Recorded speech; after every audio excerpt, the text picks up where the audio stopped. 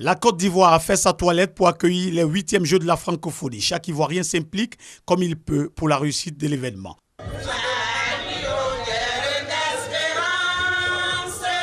Réserver un accueil chaleureux aux participants et assurer leur sécurité reste un défi majeur. C'est le vœu le plus cher des Ivoiriens issus de tous les secteurs d'activité. Ça représente pour nous un brassage de peuples entre les pays qui ont la langue française en commun et c'est en même temps une communion entre la jeunesse francophone.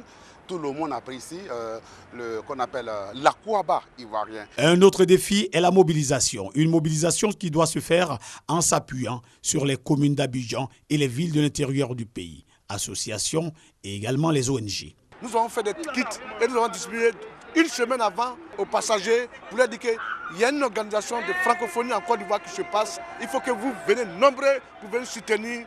Cet engagement de tous donne forcément des résultats probants sans commentaire. Voici les jeunes de Côte d'Ivoire qui prennent d'assaut les alentours du stade Félix Houphouët-Boigny ce vendredi 21 juillet, jour du lancement de ces Jeux, afin de jouer pleinement leur rôle. Pour nous, c'est une cérémonie qui se passe chez nous en Côte d'Ivoire, alors qu'il serait important que la jeunesse ivoirienne, qui est une jeunesse qui est vraiment enthousiaste et qui aime beaucoup s'amuser, qui aime beaucoup fêter, vienne partager ces moments vraiment inoubliables. Rien n'a été fait au hasard. Les organisateurs ont pris le soin de penser aux amoureux des objets d'art. Un village est créé et enregistre déjà plusieurs visiteurs. Le dispositif sécuritaire est en place et fait son travail de façon minutieuse. Tout est contrôlé.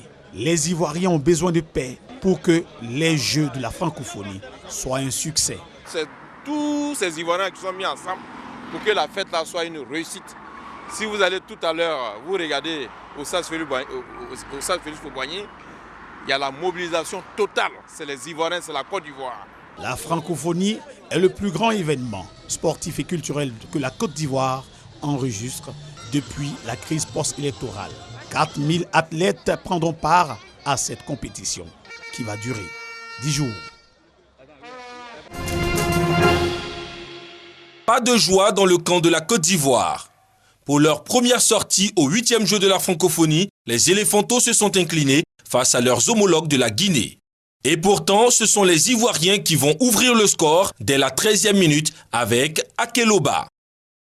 La réaction des Guinéens sonne à la 24e minute avec Djibril Touré qui arrache l'égalisation avant de corser l'addition à 5 minutes de la pause.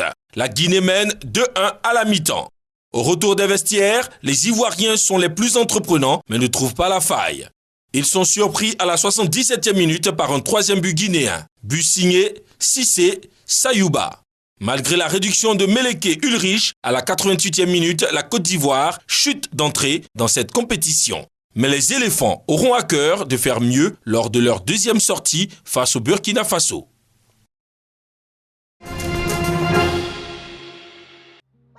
Abou Bakayoko est antiquaire. Son métier consiste principalement à acquérir, restaurer des objets d'art et d'antiquité. Dans sa petite galerie, située à Williamsville dans le district d'Abidjan, il se prépare à faire découvrir l'art primitif africain aux milliers de visiteurs qui viennent en Côte d'Ivoire à la faveur des 8e Jeux de la francophonie. Notre objectif, c'est essayer de retracer notre histoire, comme ne pas laisser chaque fois notre objet historique partir d'une manière, parce qu'on va le perdre quand on n'aura rien à expliquer à nos arrières, à nos petits-enfants après. C'est au plateau au Jardin Bressol, un des sites des Jeux, qu'il s'installe. Avec ses collègues de l'Union des antiquaires de Côte d'Ivoire, l'homme prépare activement ce rendez-vous international. Il va y avoir plus d'une cinquantaine d'objets, vraiment des chefs-d'œuvre qui seront exposés, des objets sculptés et tous les outils africains qui ont été utilisés avant le 19e jusqu'au 21e siècle. Gédéon Poda, lui, est photographe. Il est en compétition pour ses 8e Jeux de la francophonie. C'est un mordu de l'objectif qui trouve son inspiration là où elle le surprend. J'aime tout ce qui est comme art. Donc quand je vois qu'il y a des mouvements qui me captivent net, j'aime immortaliser ça en image. Le jeune photographe espère glaner des lauriers et surtout faire décoller sa carrière à travers les nombreux contacts et opportunités qui s'offrent à lui. Je suis serein, je suis confiant. J'attends aussi que les autres athlètes et les autres participants Et je suis en même temps un concurrent, mais en même temps, je suis leur tuteur. Comme les milliers d'athlètes et artistes venus de plus de 80 pays, Abou Bakayoko et Gédéon Poda se fixent, au-delà de toutes leurs espérances, un seul et même objectif: témoigner de la fraternité, de l'amitié et de la solidarité francophone à travers les arts et le sport. De l'attiéké, du poisson, de la viande, du riz, du plakali, du foutou, de la loco. Autant de nourriture consommée par les populations. Des personnes qui, pour la plupart, passent le plus de temps hors de leur domicile. Pas facile donc d'organiser son alimentation. Seulement trouver de quoi à se mettre sous la dent pour tenir la journée. Habituellement, je prends du pain avec des condiments bien. Un petit sandwich les matins. Et puis, bon, à midi, soit attiéké ou bien chep, un truc quoi. Puis, les 16h, souvent, quand on finit vite, on mange de la loco. Ce matin, je me suis levé. À 10h, j'ai pris 2 petites bananes. Et à 14h, j'ai pris par la suite un peu de bouillie. Et c'est ce soir que je mangerai, c'est tellement mieux. J'en mange à 10h du gaba. À midi encore, ils mangent une nourriture encore très consistante. À 16h, pareil. Pour le soir, on remarque encore à cet instant, ils mangent encore du loup. Et deux fois même, ils mangent après 21h. Manger beaucoup, se bourrer le ventre, n'est pas synonyme de bien se nourrir. Trop manger d'un coup, consommer différents mets au même moment, manger à des heures irrégulières certains aliments, ça s'appelle la malbouffe. La malbouffe, c'est, comme vous le dites vous-même, malbouffe. Mal manger. Mal manger, c'est simple. C'est-à-dire faire de mauvais agencements alimentaires, nutritionnels. Manger, par exemple, comme nous sommes en Côte d'Ivoire, donner des exemples que vous connaissez, faire un mélange d'aloco, de plakali, de riz avec des sucreries ou bien du bissap, ça fait partie de la malbouffe. Et les conséquences sont multiples. Lorsque on mange mal, on a beaucoup de conséquences. Par exemple, notamment les indigestions. On s'expose à des problèmes de santé cardiovasculaire assez graves, des problèmes même d'arrêt cardiaque quelquefois pour certaines personnes à cause de l'indigestion, des problèmes assez prononcés au niveau du cholestérol qui peut monter, des problèmes assez graves au niveau des troubles digestifs. Selon ce diététicien nutritionniste, bien manger, c'est organiser son alimentation. Ne faites pas de combinaison incompatible. Il faut dissocier et puis manger sainement. Si vous voulez manger par exemple l'avocat au petit déjeuner, vous mangez l'avocat. Ce n'est pas la peine de mélanger l'avocat, le quaker, avec encore, je dirais, un café au lait avec du pain. Non, ce n'est pas la peine. Vous choisissez soit de manger le riz à midi, soit de manger l'attiéké, avec des protéines bien sûr, avec des fibres alimentaires, des vitamines, des sels minéraux, avec de l'eau.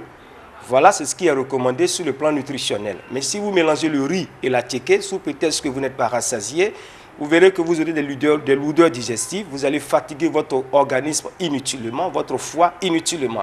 Il faut manger léger les soirs, évitez surtout de manger trop gras, trop salé, trop sucré, et puis faites un peu de mouvement, cela vous permettra d'avoir une très bonne santé.